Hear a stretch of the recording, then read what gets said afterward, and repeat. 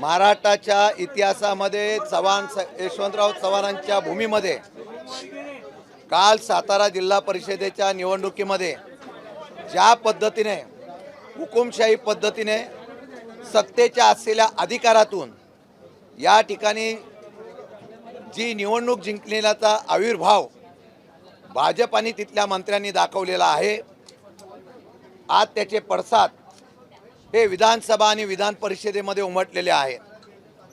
खरं म्हटलं तर सत्तेचा बहुमत असताना सुद्धा या सत्तेच्या बहुमतापेक्षा आपल्याला सामदाम दंडभेद फोडा आणि तोडा या नीतीप्रमाणे भाजपच्या लोकांनी ज्या पद्धतीने निवडणूक जिंकली ही लोकशाहीचा खून आहे आणि याचा आज पडसाद या ठिकाणी विधानसभा आणि विधान परिषदेमध्ये उमटलेले आहेत. दुर्दैव एवढंच आहे की 37चा आकडा असताना 2 शिवसेने शिंदे गटाचे, 2 राष्ट्रवादीच्या असलेल्या अजितदादा गटाचे 4 उमेदवार पहिले फोडण्यात आले. मी सत्य परिस्थिती अगदी परमेश्वराला स्मरून सांगतो. लता करणे म्हणून माझ्या असलेल्या मतदारसंघातल्या निवडून आलेल्या सदस्या यांना जबरदस्ती 2 वेळेला या असलेल्या ठिकाणाहून नेण्यात आलं.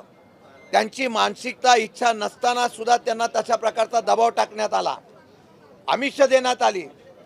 गेले राज्यामध्ये कोणत्याही निवडणुका लागल्या की एकाच वेळेला जिल्हा परिषद अध्यक्ष आणि उपाध्यक्षाचे निवडणूक महाराष्ट्रामध्ये डिक्लेअर होतात.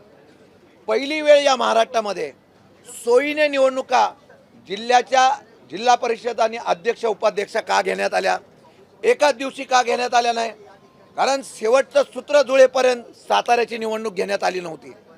खरं म्हणता हा प्री प्लॅन आहे. या प्री प्लॅनमध्ये ज्या पद्धतीने ही निवडणूक झाली, पोलीस बळाचा वापर, सातारा, सांगली, सोलापूरचे पोलीस तिथे खाजगी ड्रेसमध्ये आणले होते.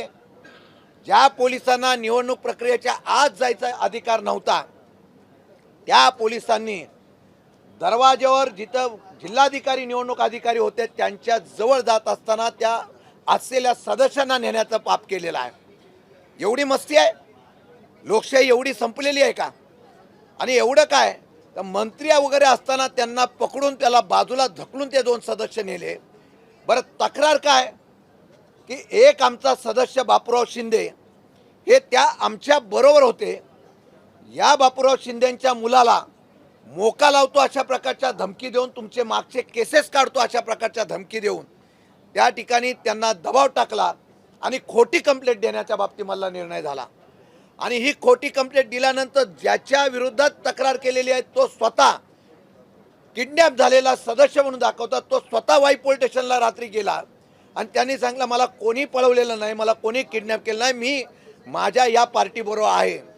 असं असताना दुसऱ्या दिवशी सकाळी त्याच केसचा आधार घेऊन या असलेल्या सदस्यांना आमच्या 2 त्यांचा काही संबंध नाही त्या 2 अनिल देसाई आणि संदीप मांडवे यांना नेण्याचा प्रयत्न पोलिसांनी केला. कारण 33चा आकडा 100% आमचा होता.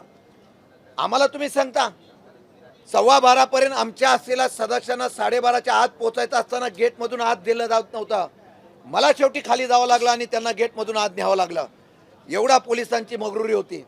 आणि तेवढं काय, परंतु सभागृहाच्या आतमध्ये पॅसेजमध्ये गेल्याबरोबर एक मंत्री, एक नगराध्यक्ष, एक नगरसेवक, त्यांचे कार्यकर्ते आमच्या एका सदस्याला आमच्या समोर जबरदस्ती करून त्या ठिकाणी नेण्याचा प्रयत्न केला. त्याला आम्ही विरोध केला आणि तो विरोध केला त्या सदस्याला थांबवण्याचं आम्हाला यश आलं.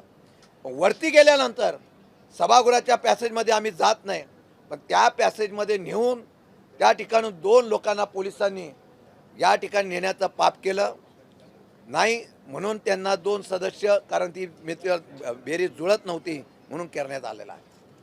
आणि सभागृहाच्या आज जिल्हाधिकाऱ्याच्या समोर मंत्री आणि सगळे 1-2 सदस्यांना धमक्या देत होते, मतदान करा नाहीतर बघून घेऊ. माझं आजही आव्हान आहे या सीओना आणि कलेक्टरला, तुम्ही निपक्षपणाने असाल तर तिथल्या CCTV या प्रेसला ओपन करून दाखवा.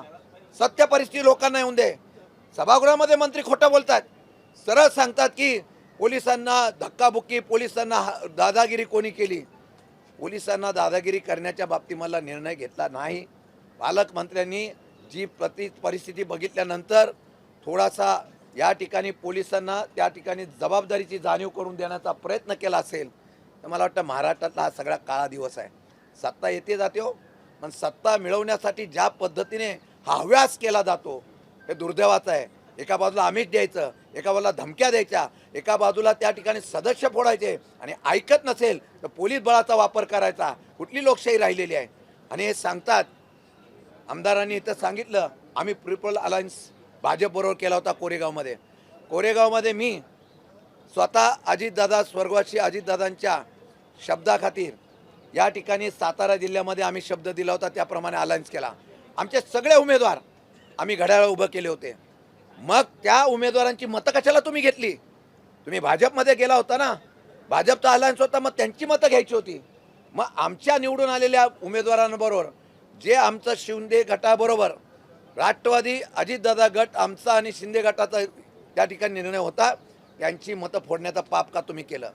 आणि ती मतं तुम्हाला लागतात आणि अलायन्सच्या बाबतीत करतात. जास्त नाही, परंतु ओबीसीचा दाखला असणारा सदस्याला संधी द्यायला पाहिजे होती. 3 सदस्य ओबीसीचे मधले असताना सुद्धा ओपनमधल्या महिला निवडून आलेल्या आहेत, त्यांना आपण जिल्हाध्यक्ष करण्याच्या बाबतीत मला निर्णय घेतला. असो, त्यांचा दाखला सुद्धा कधी मिळाला त्याची आम्ही कोर्टामध्ये चॅलेंज करणार आहोत. या दाखला देत असताना 11 वाजता त्यांना दाखला मिळतोय असं समजतंय. काय यंत्रणा पळते? म्हणजे ठरवून या असलेल्या लोकशाहीचा खून करण्याचा प्रयत्न केला जात आणि दादागिरी मी तर त्याचा भाग पण घेतला नव्हता. ज्यावेळेला मला कळलं की इथे सदस्यांना अडवलं जाणार आहे, त्यामध्ये माझ्या सदस्यांचं संरक्षण करण्याची जबाबदारी माझी होती. मी कुठल्याही प्रक्रियेत नव्हतो, पण अशा प्रकारच्याला उत्तर देण्यासाठी मी तिथं उपस्थित राहिलो होतो. त्यामुळे मला वाटतं की आरोप प्रत्यारोपापेक्षा जर सरकारला खरं ह्याच्यामध्ये सरकारची प्रतिमा भाजपची प्रतिमा प्रचंड मलिन झालेली आहे. जिल्ह्यामध्ये नाराजगी आहे. मी सांगतो आज निर्णय काय होईल ते होईल, पण आम्ही सगळेजण या संदर्भामध्ये निषेध अधिवेशन संपल्यानंतर 100% काढू आणि तसा जाप हा जिल्हाधिकारीला सीओला आणि त्या ठिकाणी त्या असलेल्या एसपींच्या बाबतीमध्ये विचारल्याशिवाय आम्ही राहणार नाही.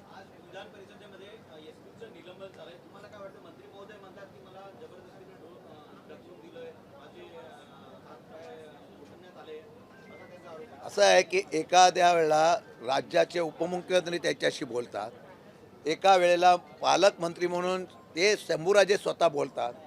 आपण स्वतः सांगताय की असं काही होणार नाही आणि तसं सांगून सुद्धा तुम्ही करताय. आणि खरोखर आहे शंभूराजेंना ज्या पद्धतीने मकरंद पाटलांना आम्हाला पोलिसांचा बळ वापरून ज्या पद्धतीने खेचत होते आणि दुसऱ्या बाजूला त्यांच्या मंत्र्यांना खुल्या मोकळीत करण्याचा आणि त्यांच्या भाजपच्या सदस्यांना त्यांचा काहीच संबंध नव्हता, त्यांना खुल्याम या सभागृहामध्ये फिरण्याची मुभा देत होतं. ही पार्सलिटी होती. या ठिकाणी हा झालेला लोकशाहीचा खून आहे आणि लोकशाहीचा खून यशवंतराव चव्हाणांच्या भूमीमध्ये होऊन देणार नाही. जर सरकारने कारवाई करावी, नाही केले तर आम्ही रस्त्यावर उतरणार आहोत. मात्र एकीकडे जयकुमार गोरे म्हणतात की एसपीची चुकी नाहीये, शंभूराज देसाईने कुठल्याही प्रकारची धक्काबुक्की झालेली नाही. की जयकुमार गोरे सरळ सरळ बोलतात, त्यांनी एसपीची पाठराखण केली. नाही, असं आहे की ज्यांनी मदत केली त्यांचं ते पाठराखण करणार ना, त्याच्याशिवाय सत्ता आलीच नसते ना.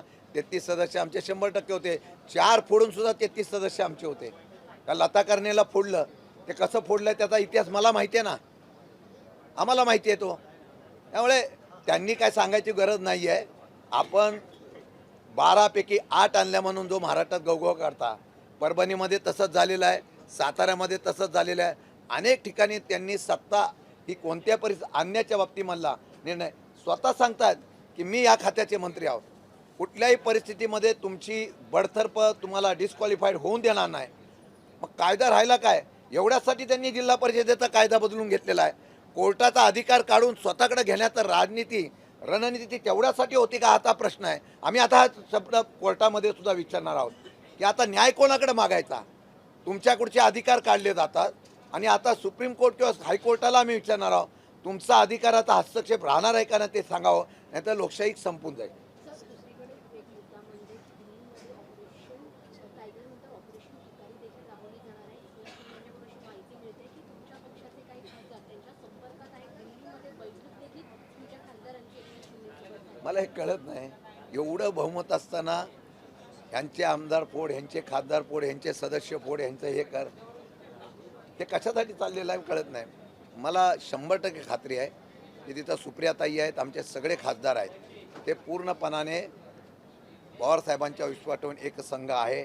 या बातम्या पेरल्या जातात, अस्थिरता निर्माण करण्याचा प्रयत्न करतो. हा भाजपचा एक रणनीतीचा भाग आहे. एक शेवटचा प्रश्न मराठीमध्ये नंतर साताऱ्याचं एक प्रकरण आहे ते समोर काढलं गेलं अशोक खरात यांच्या प्रकरणाला दाबण्यासाठी का कारण का एकनाथ शिंदे देखील आणि बरेचसे नेते नाही, त्याचा याचा काही संबंध नाही. अशोक खरातांचा प्रश्न आता सभागृहामध्ये निघेल. कुठल्याही प्रकारे त्याचा संबंध नाही. ही घडलेली घटना ताजी होती, त्याचा प्राधान्य देणं आम्हाला कर्तव्य वाटलं. सर एक हिंदी में बता दीजिए जो कुछ भी हुआ सर।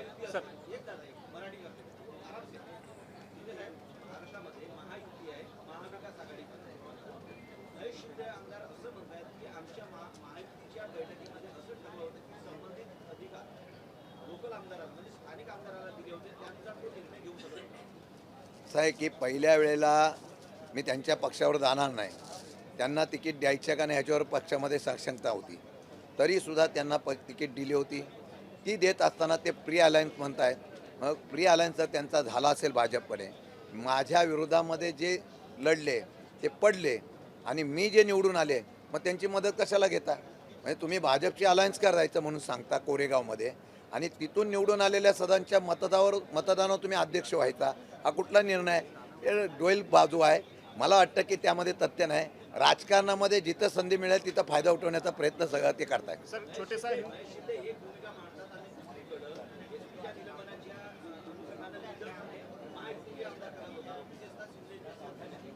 नाही, आंदोलन हे करायलाच पाहिजे. लोकशाही जर टिकली नाही, हा विधायक मंडळाचं अधिवेशन होतानाही प्रकार घडलेला आहे. आंदोलन तर करायला पाहिजे, नाही तर रस्त्यावर तर आंदोलन होणारच आहे. सर हिंदी में सतारा में जो कुछ भी घटनाक्रम घटित हुआ उसको छोटा सा हिंदी में अभी है सातारा में जिला परिषद अध्यक्ष उपाध्यक्ष का चुनाव था, उसमें जिस तरीके से भाजपा ने अपना सत्ता जो थी उसका इस्तेमाल करके जिस तरीके से पुलिस प्रशासन का दबाव और सरकारी प्रशासन का दबाव से जिस तरीके से चुनाव जीता है, जिस तरीके से लोगों को दबाव डाला है, खोटा केस डाल के, झूठा केस डाल के लोगों को धमकाया गया और उस तरीके से जीत लोकशाही का खून हुआ है.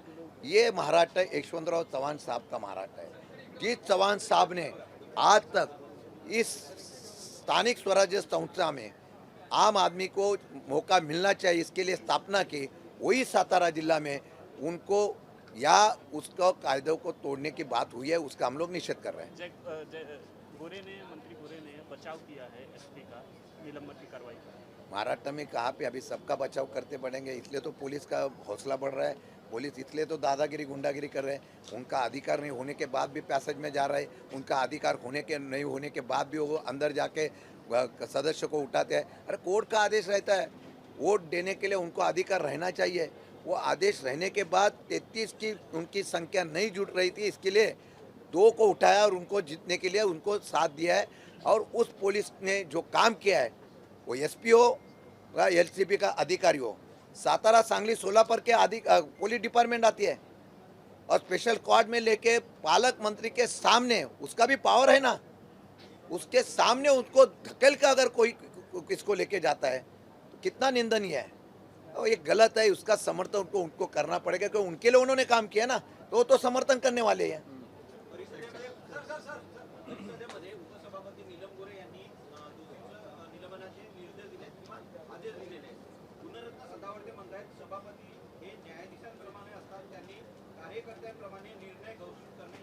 कोण बोलला? मी त्यांच्यावर बोलणार नाही, मी सभागृहातलं बोलतो. चेअरमध्ये बसलेले सभापती हे जज असतात. सत्य परिस्थितीवर त्यांनी दिलेला निर्णय आहे, तो निर्णय सत्य परिस्थिती आहे.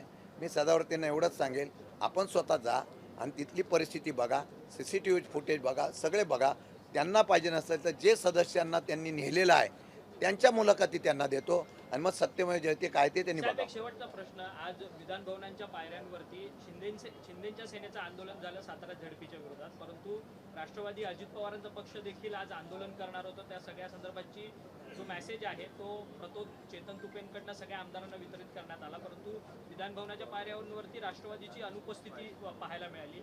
आमदारांमध्ये कुठेतरी बिचलता आहे, आमदार कुठेतरी दुभंगलेत असं वाटतात काय? नाही झालं तसं. सभागृहामध्ये दोन्हीकडे आवाज उठवला ना, उशिरा येतात जातात वगैरे. आता पहिलाच दिवस होता, थोडं लांबून यायचं म्हणून उशीर झाला असेल, पण सभागृहामध्ये दोन्ही राष्ट्रवादी आणि शिवसेना शिंदे गट त्या ठिकाणी आक्रमकतेने पाहायला मिळालेलं आहे.